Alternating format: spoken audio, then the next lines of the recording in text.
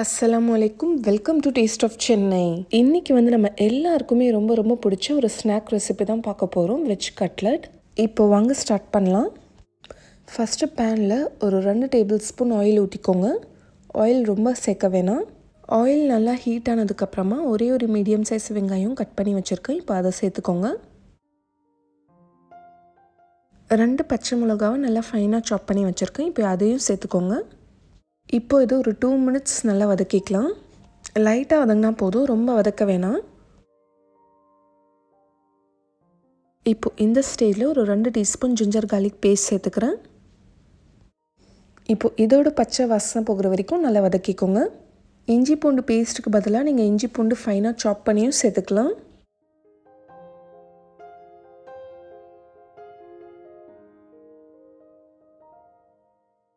இப்போ நம்ம வெஜிடபிள்ஸ்லாம் சேர்த்துக்க போகிறோம். நான் 1 கப் அளவுக்கு நல்லா ஃபைனாக சாப் பண்ண கேரட் எடுத்திருக்கேன்.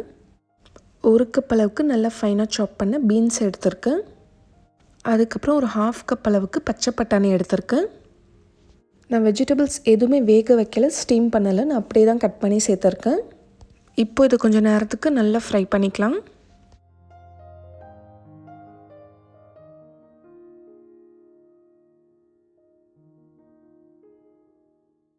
இப்போ நம்ம மசாலாலாம் சேர்த்துக்கலாம். ஃபஸ்ட்டு தேவையான அளவு உப்பு சேர்த்துக்கோங்க.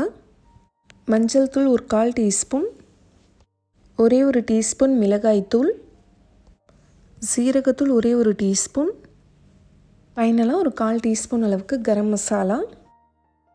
இப்போ இது கொஞ்சம் நேரத்துக்கு நல்லா ஃப்ரை பண்ணிக்கோங்க. வெஜிடபிள்ஸ்லாம் கொஞ்சம் க்ரன்ச்சியாக தான் இருக்கணும், ரொம்ப வேகணுன்ட்டு அவசியம் இல்லை. ஸோ ஜஸ்ட் ஒரு 5 மினிட்ஸ்க்கு சாட் பண்ணால் போதும். ஒரு 1/2 கப் அளவுக்கு நல்லா ஃபைனாக சாப் பண்ண கொத்தமல்லி தழை சேர்த்துக்கோங்க.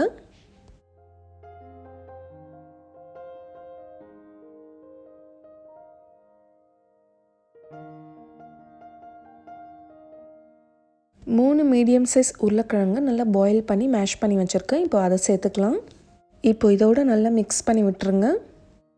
உருளைக்கிழங்கு பாயில் பண்ணதும் ரொம்ப நேரம் தண்ணியில் விடக்கூடாது. உடனே எடுத்து ஸ்கின் ரிமூவ் பண்ணிவிட்டு மேஷ் பண்ணிடுங்க. ஏன்னா உருளைக்கிழங்குல ரொம்ப மாய்ஸ்சர் இருந்தால் கட்லட் வந்து சரியாக வராது. இந்த மாதிரி ஒரு ஸ்பேட்டுலா யூஸ் பண்ணி நல்லாவே இதை ப்ரெஸ் பண்ணி விடுங்க. நல்லா மேஷ் ஆயிரும். இப்போ இதை சுவிட்ச் ஆஃப் பண்ணிடலாம். இது கொஞ்சம் நேரத்துக்கு நல்லா ஆறட்டும். இப்போ நல்லா ஆறினதுக்கப்புறமா இப்போ நான் ஒரு பவுலுக்கு மாற்றிட்டேன். இப்போ இதிலேருந்து நம்ம சின்ன சின்ன பால்ஸாக எடுத்து ஷேப் பண்ணிக்கலாம். இதில் மாய்ஸ்சர் ரொம்ப அதிகமாக இருந்தால் நீங்கள் கொஞ்சமாக பிரெட் க்ரம்ஸ் சேர்த்துக்கோங்க, சரியாக வந்துடும். ஏன்னா இது வந்து ரொம்ப சாஃப்டாக இருந்தாலும் நம்ம ஃப்ரை பண்ணும்போது சீக்கிரமாக உடஞ்சிரும். ஸோ பிரெட் க்ரம்ஸ் சேர்த்து நீங்கள் பண்ணிங்கன்னா உடையாமல் வரும். எனக்கு வந்து கரெக்டாக இருக்குது. ஸோ நான் வந்து பிரெட் க்ரம்ஸ் எதுவுமே சேர்க்கலை.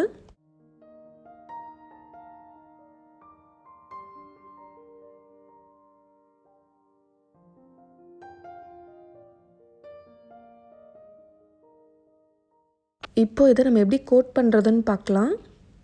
ஒரு 3 டேபிள் ஸ்பூன் மைதா மாவை தண்ணியில் நல்லா கரைச்சி வச்சுருக்கேன். பேட்டர் வந்து கொஞ்சம் வாட்டரியாக தான் இருக்கணும். இன்னொரு பவுலில் வந்து பிரெட் க்ரம்ஸ் எடுத்திருக்கேன். இப்போ ஃபஸ்ட்டு நம்ம இந்த கட்லெட்டை எடுத்து ஃபஸ்ட்டு நம்ம இந்த பேட்டரில் டிப் பண்ணிக்கலாம். இப்போ நம்ம இந்த பிரெட் க்ரம்ஸில் நல்லா கோட் பண்ணிக்கோங்க. எல்லா பக்கமும் நல்லா கோட் ஆகணும்.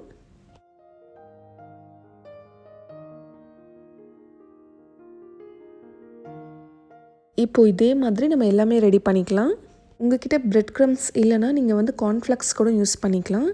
அப்படி இல்லைனா வந்து நீங்கள் ரவா கூட யூஸ் பண்ணிக்கலாம்.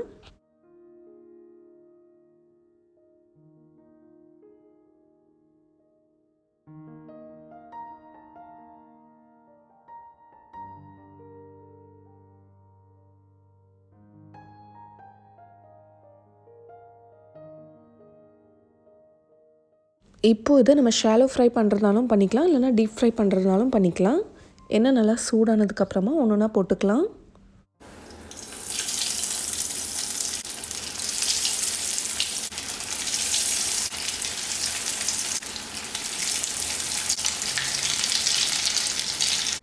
மீடியம் ஃப்ளேமில் வச்சே ஃப்ரை பண்ணிக்கோங்க. ரொம்ப நம்ம லோ ஃப்ளேமில் வச்சாலும் இது வந்து ரொம்ப எண்ணெய் குடிக்கும். ஒரு 2 மினிட்ஸ்லேயே பார்த்தீங்கன்னா ஒரு சைடு வந்து நல்லா உங்களுக்கு கலர் வந்துடும். இப்போ திருப்பி போட்டுடலாம்.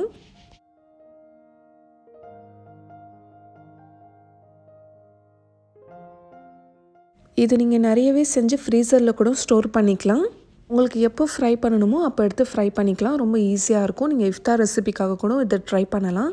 முன்னாடியே செஞ்சு வச்சுக்கிட்டா உங்களுக்கு ரொம்ப ஈஸியாக இருக்கும். இப்போ 2 சைடுமே நல்ல கோல்டன் ப்ரௌன் கலர் வந்ததும் இதை எடுத்துடலாம்.